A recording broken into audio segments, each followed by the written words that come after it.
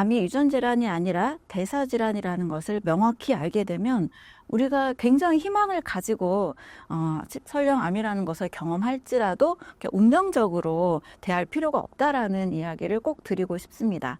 유전이라 하면 정말 유전이래 하면서 어쩔 수 없어. 그래서 치료법에 한계가 있을 수밖에 없습니다. 또 전이나 재발에 대한 두려움을 가지고 계속 살아갈 수밖에 없는 거죠.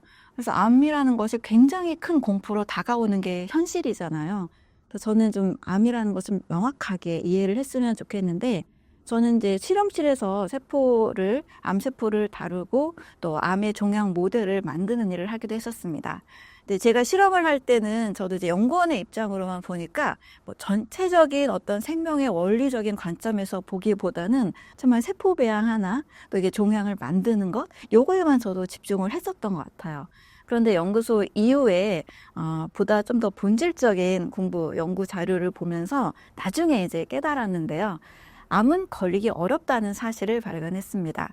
왜냐하면 그거는 실험을 할 때도 제가 너무나 이 종양 만들기가 어려워서 실험 조건을 계속 변경해 가면서 결국 어렵게 마우스에 종양을 만들게 됐는데요. 그 과정을 잠깐 말씀을 드리면, 연구원들이 이제 암세포를 배양을 해서, 그러니까 제가 배양을 했죠. 배양을 해서 실험에 있는 이제 매뉴얼대로 약 3,000개의 암세포를 세 가지고 그 마우스의 피하에 주입을 하면 종양이 생긴다라는 논문이 있습니다.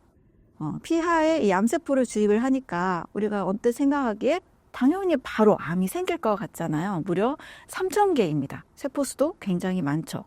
그리고 암세포잖아요. 뭐 무한 증식하는 그 암. 당연히 바로 생길 줄 알았는데, 제가 그 실험을 하고 몇 주를 기다려도 이 피하의 종양이 절대 생기지 않는 거예요. 또 이 마우스를 잠깐 설명을 드리면, 연구원들이 쓰는 마우스는 그 실험이 잘 되게 하기 위해서 일부러 그 흉선이라는 면역기관이 없는 마우스를 사용합니다. 그러니까 면역력이 아주 애초부터 떨어져 있는 마우스를 사용하는 거죠. 고작 아마 혈액에는 백혈구 정도, 이런 정도로 자신의 이제 면역력을 지킬 수밖에 없는 굉장히 최저의 면역을 가지고 있는 마우스를 대상으로 합니다. 근데 저는 이제 종양을 만들어야 되니까 계속 세포수를 늘려갔습니다. 3,000개보다 10배, 3만 개. 근데 그래도 몇 주를 기다려도 또 안 생기게 됐고, 3만 개에 또 10배, 30만 개, 또 300만 개, 제가 최종적으로 빠른 시간 안에 이 종양을 만드는 세포수는 무려 3,000만 개였습니다. 네. 그것도 암세포가 아주 잘 자랄 수 있도록 원래 이제 생리식염수에 이렇게 넣어서 심어라라는 실험 조건을 변경해서 세포 배양액, 영양이 가득한 세포 배양액에 넣어서 마우스의 피하에 심으니까 이제 2주 후에 이제 종양이 생기더라고요.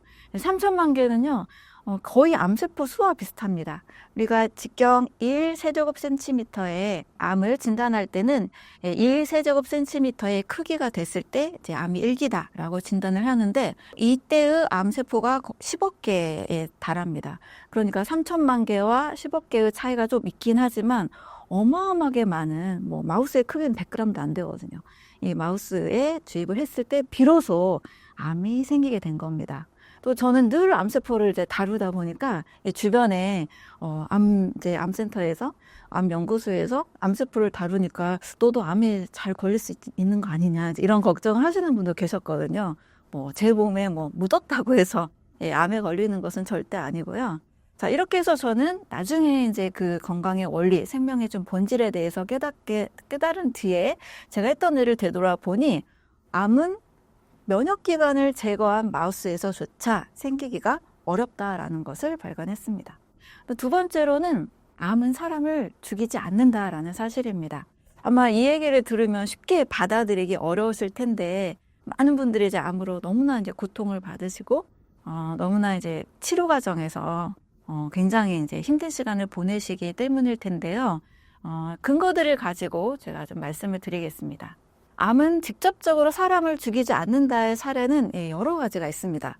존스홉킨스 대학의 조너던 앱스타인 박사는 이런 사실들을 많이 발견을 했다고 합니다. 고환암이 있는 환자들이 실제 바로 죽는 것이 아니고 암이 사라지는 경우들을 많이 경험하고 있다는 겁니다. 또 초기 자궁 경부암 환자들도 무려 60%의 사람들은 1년 안에 그냥 사라지기도 하고, 무려 90%의 사람들은 3년 이내에 사라지는 일들이 많이 있습니다. 이것들은 또 부검을 통해서도 확인이 됐는데요. 어떠한 이유들로 인해서 사망한 사람들의 몸을 이제 부검을 할 때 이미 몸 안에 뭐 갑상선암, 췌장암, 전립선암 이런 암을 가지고 있는 사람들이 무려 그냥 사망 이후보다 무려 30배 이상 더 많았다고 합니다. 그러니까 이 암 때문에 죽은 게 아니고 다른 원인에 의해서 죽었는데 시신을 부검해 보니 암이 있더라라는 이야기를 한 거죠. 영국의 유명한 저술지인 랜싯에서도 교통사고로 사망한 사람들의 무려 33%의 사람들의 몸에는 전립선암을 가지고 있었다는 거죠. 근데 이 전립선암으로 사망한 게 아니고 교통사고로 사망했다는 것을 확인할 수가 있습니다. 네, 이런 식으로 암 자체가 사람을 죽이는 게 아니고 그냥 몸에 지니고 있는 그냥 마치 하나의 혹처럼 있다가 다른 원인으로 해서 사망을 했는데 암도 같이 발견되었다라는 겁니다. 건강한 백세인이 많이 살고 있는 블루존이라는 섬에 대해서 들어보셨을 텐데요. 이 섬에서도 비슷한 이야기를 많이 합니다.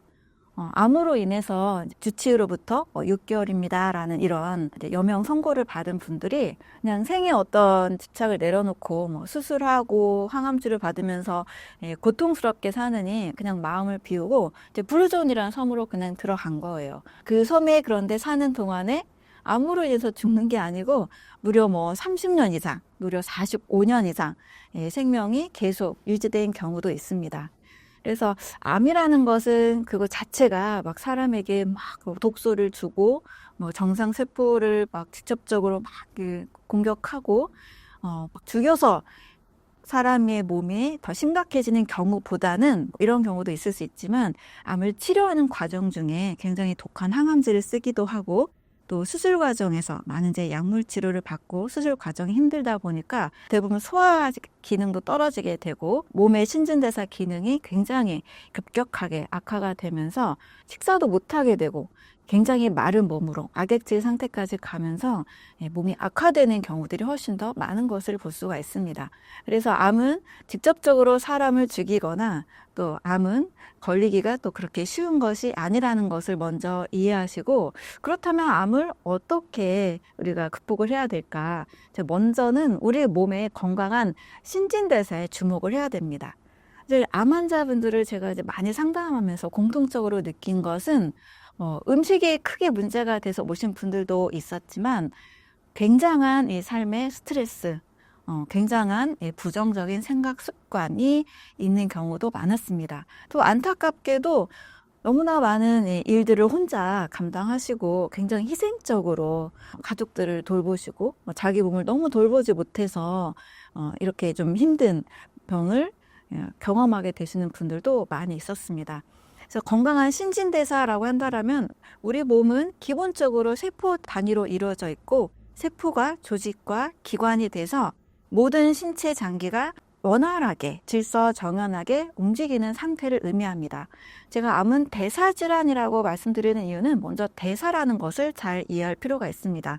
대사라는 것은 생명체가 영양분을 소화 흡수해서 필요한 곳에 잘 사용하고 나머지 찌꺼기는 몸 밖으로 잘 내보내는 과정을 의미합니다. 제가 늘 강조하는 영양과 해독의 원리로 꼭 필요한 것 흡수하고 불필요한 것들을 잘 내보내면 문제가 없는 거죠.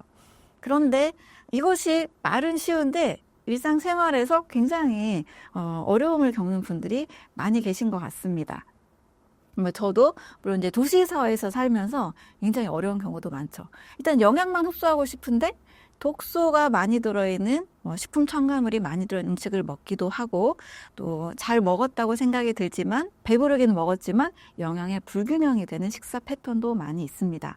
그리고 독소를 일부러 이거 독이야 라고 우리가 명확히 알고 있으면 절대 안 먹을 텐데 설마 독이 되겠어? 라고 무심결에 선택하는 음식들 또 독인 줄 알지만 스트레스 때문에 또 스트레스 풀려고 야식을 먹기도 하고 치킨이나 가공식품을 많이 먹기도 하잖아요.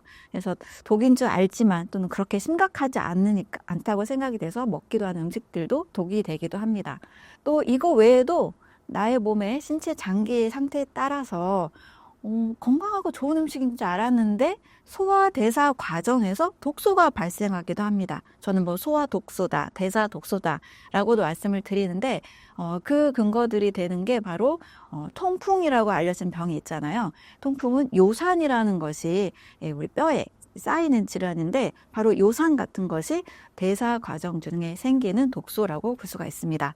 이런 것들이 잘 제거만 돼도 우리 몸은 신진대사가 원활해서 세포에 충분한 산소와 영양소를 공급하는데 문제가 없을 겁니다.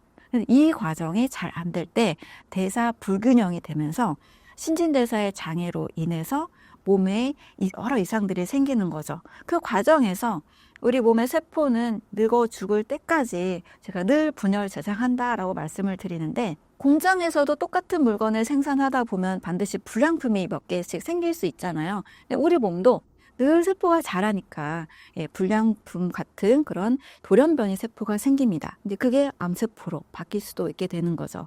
그래서 신진대사가 잘못되는 과정에서 암세포가 생기게 되기 때문에 반대로 생각하시면 쉽죠. 신진대사가 잘만 돼도 우리 몸에 충분한 산소와 영양소만 잘 공급되고 독소만 잘 제거돼도 암세포는 생기지 않을 수 있고 또 바로 또 우리 몸이 다시 회복할 수 있는 가능성이 있다는 겁니다.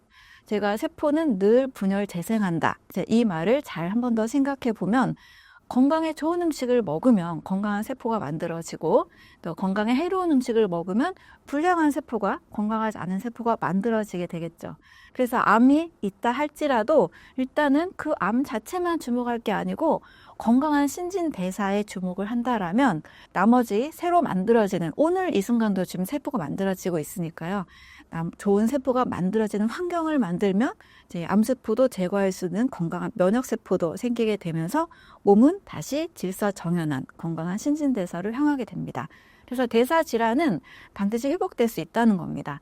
대사질환이라고 한다라면 사실 대사증후군이라고 해서 고혈압, 고지혈, 당뇨, 지방간 이런 걸 많이 생각하실 거예요. 이런 증상들도 심각한 병으로 여기지 않고 2주 만에, 3주 만에, 한 달 만에 고지혈증 수치가 떨어지기도 하고 당뇨 수치가 떨어지기도 하고 음식만 바꿔줘도 우리 몸은 다시 회복이 되는 것을 볼 수 있습니다. 그래서 암도 이러한 대사질환의 한 부분이고 대사질환이라고 명확히 이해한다면 너무나 이 고통스러운 삶이 될 거다라는 불안과 공포 없이 다시 회복될 수 있다라는 그런 희망과 자신감을 가질 수 있을 겁니다.